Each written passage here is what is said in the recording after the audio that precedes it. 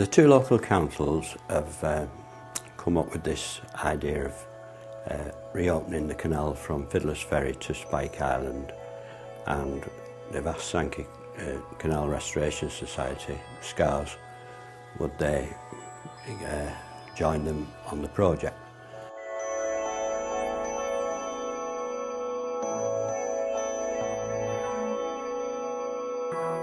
The canal is fantastic history.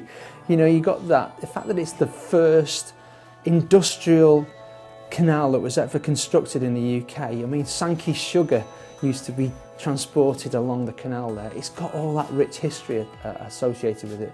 But of course, since then, there's been other kinds of history. There's natural history that's come in. It's a really fascinating place. It started the Industrial Revolution. There was a canal age that lasted for around 80-90 years, with the Sankey Canal being the first in 1757. That completely transformed the way that people would transport coal from the Lancashire coalfields down the canal to the Mersey.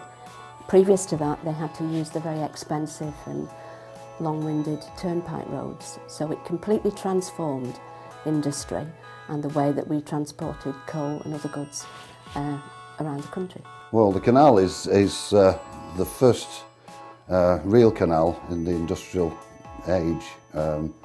It's there in this country. It was built in 1757, which predates the nearby Bridgewater Canal, who many people think is the first, but actually the engineer there was Brindley, who was the father of canals. He obviously came over to look at what was happening on the Sankey, because many of the masonry features of the Bridgewater Canal are somewhat similar. So we've got on in our midst here a first, and so that's very important. It's also important because it actually also opened up South Lancashire to as it was then, South Lancashire to the coalfields, and enabled the merchants of Liverpool to build the port of Liverpool. It was financed by Liverpool businessmen. So, and in the meantime, by bringing the coal to obviously Liverpool and developing there, it also ensured that the towns on the canal, from St Helens right the way through, including Penketh, were all affected by that, and obviously they grew. So really, the canal made the growth of this area.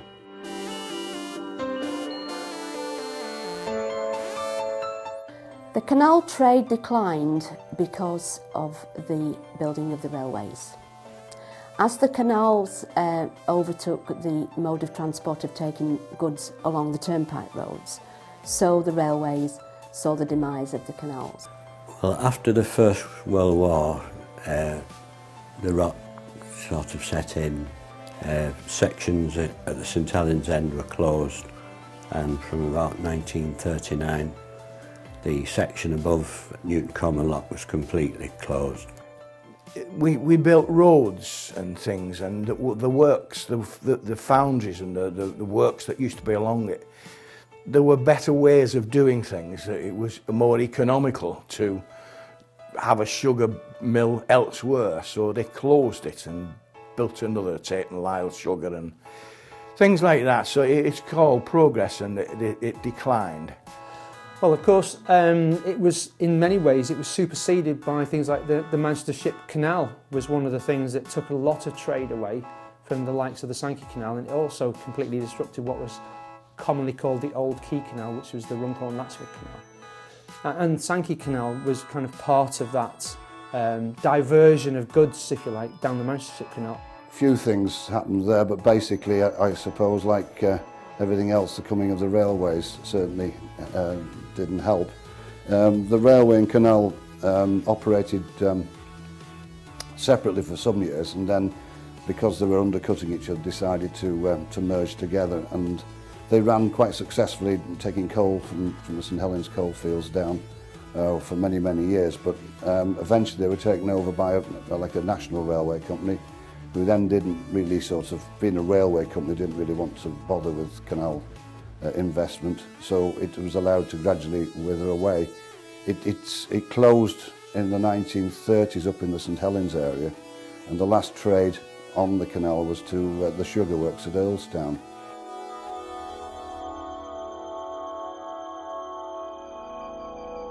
Oh, the canal is amazing for wildlife. I mean, you know, you've seen it yourself. It's now very largely been taken back, if you like, by nature.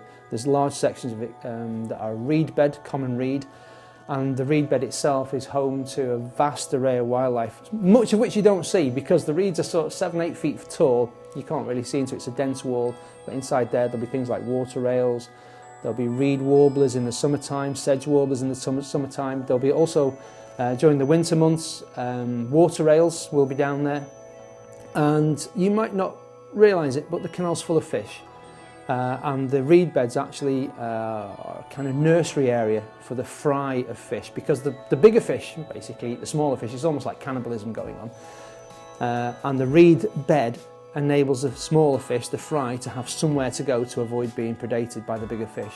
And then, of course, the fish themselves feed things like grey herons, bitterns. I've seen bitterns in the reed bed down there, all kinds of stuff. And these days, if you're really lucky, you might spot an otter.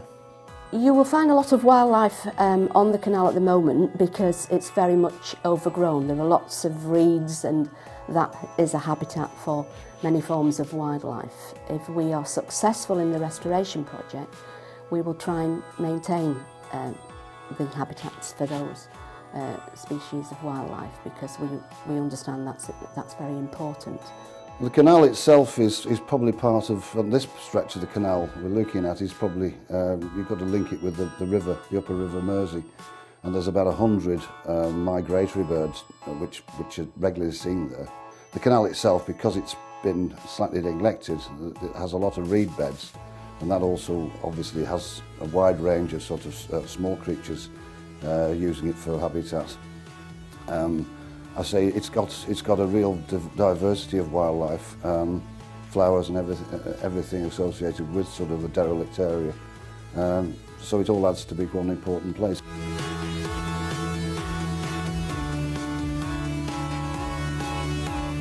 My visions for the future, for the canal, is that someone would be able to come to Spike Island and get on a canal boat and sail on that canal boat to 2 destinations.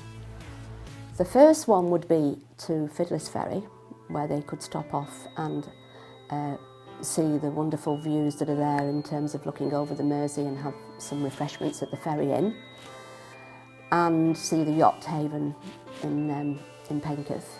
But then, really, to carry on along a further stretch of the canal, get to Sankey Bridges, to get across the old Turnpike Road, which is the old Liverpool Road at the moment, which was the old Warrington to Prescott Turnpike Road, to cross that and to get into Sankey Valley Park.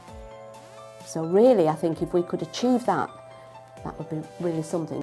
I would love to be involved in helping to re-establish the canal in the ambition, if you like, of the project, but also to make sure that the wildlife are protected. I'd love to be involved in the development of the new areas that the wildlife are going to occupy, the ones that are going to be lost from the canal if it is restored. I think in terms of Halton Borough Council, we anticipate that the canal will eventually be reopened for the stretch that we're talking about.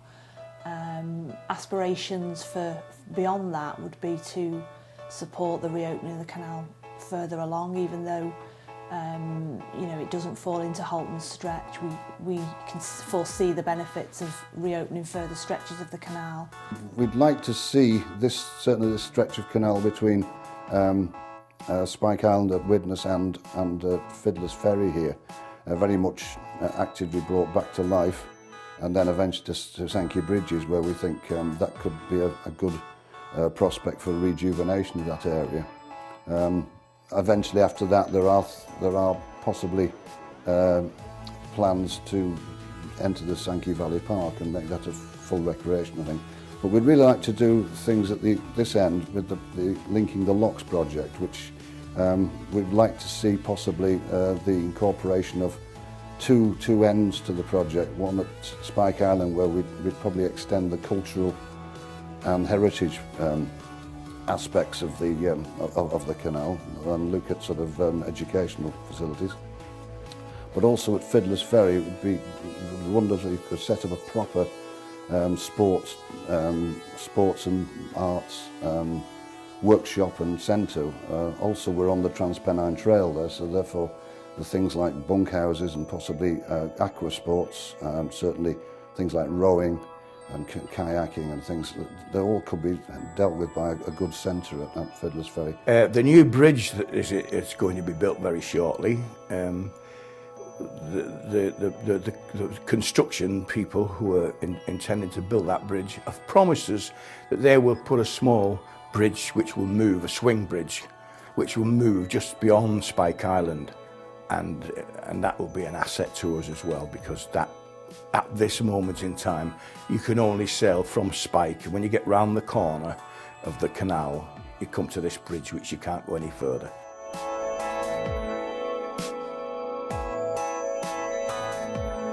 I really like the Sankey Canal walk because it was really educational and I learnt a lot from it.